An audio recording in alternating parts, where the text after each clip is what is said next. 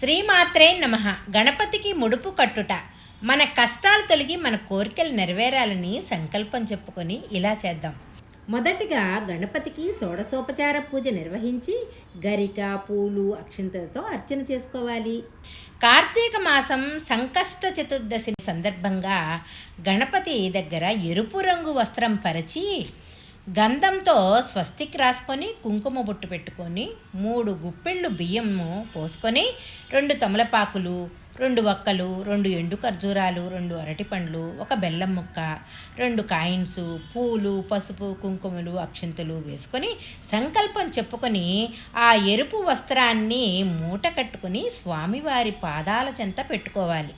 ఆ తర్వాత గుడికి వెళ్ళి ప్రదక్షిణ చేసి నమస్కారం చేసుకొని అర్చన కానీ అభిషేకం కానీ చేయించుకొని తిరిగి ఇంటికి వచ్చిన తర్వాత ఆ మూటను విప్పి అందులో ఖర్జూరాలు, పండ్లను ప్రసాదంగా తీసుకొని బియ్యాన్ని పొంగలి చేసుకొని గణపతికి నైవేద్యంగా పెట్టుకోవాలి.